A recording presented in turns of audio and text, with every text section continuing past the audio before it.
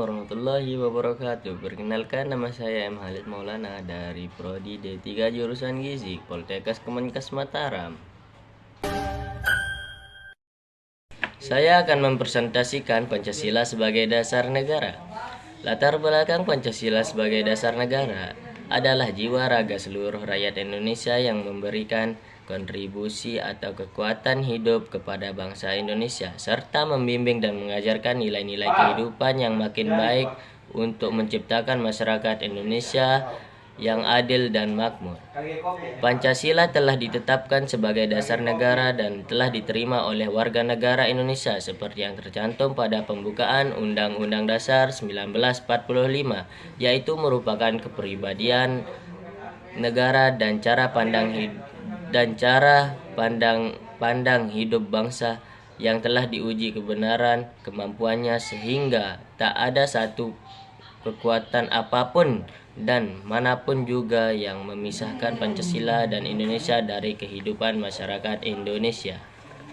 Pancasila sebagai dasar negara diperoleh dari alinea keempat pembukaan Undang-Undang Dasar 1945 dan sebagaimana tertuang dalam Memorandum DPR GR 9 Juni 1966 yang melandaskan Pancasila sebagai pandangan hidup bangsa yang telah dimurnikan dan dipadatkan oleh PPKI atas nama rakyat Indonesia menjadi dasar negara Republik Indonesia.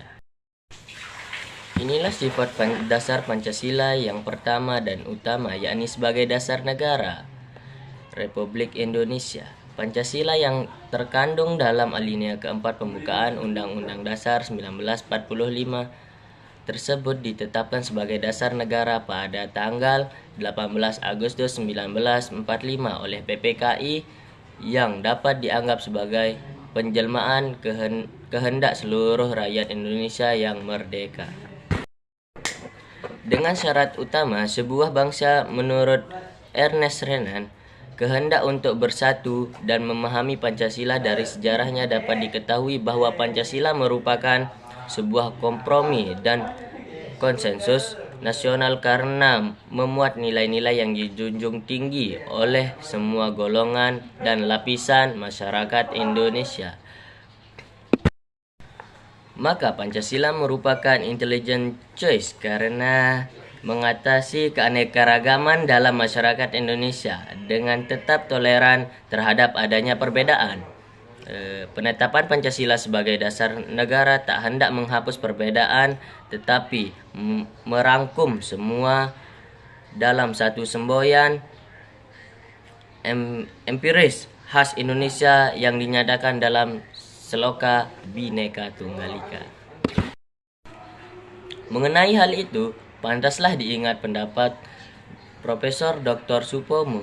Jika kita hendak mendirikan negara Indonesia yang sesuai dengan keistimewaan sifat dan corak masyarakat Indonesia, maka kita harus berdasar atas aliran pikiran negara atau state integralistik. Negara tidak mempersatukan diri dengan golongan yang terbesar dalam masyarakat, juga tidak mempersatukan diri dengan golongan yang paling kuat, melainkan mengatasi segala golongan dan segala perorangan, mempersatukan diri dengan segala lapisan rakyatnya. Penetapan Pancasila sebagai dasar negara itu memberikan pengertian bahwa negara Indonesia adalah negara Pancasila. Hal itu mengandung arti bahwa negara harus tunduk kepadanya, membela dan melaksanakannya dalam seluruh perundang-undangan. Pandangan tersebut melukiskan Pancasila sebagai integral, sehingga merupakan penopang yang kokoh terhadap negara yang didirikan di atasnya, dipertahankan, dikembangkan dengan tujuan untuk melindungi dan mengembangkan martabat dan hak asasi semua warga bangsa Indonesia. Perlindungan dan pengembangan martabat kemanusiaan itu merupakan kewajiban negara, yakni dengan memandang manusia kuatalis manusia adalah sesuai dengan principium identitasnya. Pancasila seperti yang tertuang dalam pembukaan Undang-Undang Dasar 1945 dan ditegaskan keseragaman sistematikanya melalui Instruksi Presiden Nomor 12 Tahun 1968 itu tersusun secara hierarkis piramidal. Setiap sila memiliki hubungan yang saling mengikat dan menjiwai satu sama lain sedemikian rupa hingga tidak dapat dipisah-pisahkan. Melanggar sila dan mencari pembenarannya pada sila lainnya adalah tindakan sia-sia. Oleh karena itu, Pancasila pun harus dipandang sebagai satu kesatuan yang bulat dan utuh, yang tidak dapat dipisah-pisahkan. Usaha memisahkan sila-sila dalam kesatuan yang utuh dan bulat dari Pancasila akan menyebabkan Pancasila kehilangan esensi sebagai dasar negara.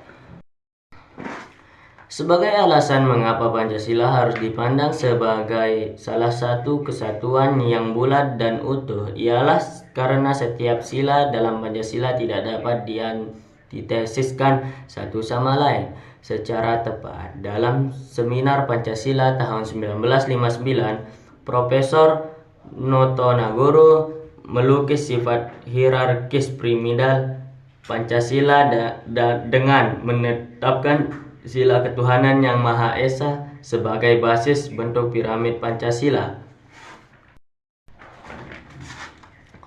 Dengan demikian, keempat sila yang harus dijiwai oleh sila-sila ketuhanan yang Maha Esa. Secara tegas, Dr. Hamka mengatakan tiap-tiap orang beragama atau kepercayaan pada Tuhan yang Maha Esa, Pancasila bukanlah suatu yang perlu dibicarakan lagi. Karena sila yang 4 dari Pancasila sebenarnya hanyalah akibat saja dari sila pertama, yaitu ketuhanan yang Maha Esa. Dapat saya simpulkan bahwa Pancasila sebagai pandangan hidup suatu bangsa dan dasar negara Republik Indonesia. Pancasila telah melekat dan mendarah daging pada masyarakat Indonesia. Maka masyarakat Indonesia menjadikan Pancasila sebagai pedoman hidup ataupun menjadikan Pancasila sebagai perjuangan utama oleh masyarakat bangsa Indonesia. Oleh karena itu, setiap warga negara mulai menerapkan nilai-nilai pada Pancasila tersebut, baik di daerah manapun di pusat. Saran saya ialah, berdasarkan wacana yang saya baca tadi, kita dapat menyadari betapa pentingnya Pancasila sebagai pedoman bangsa Indonesia.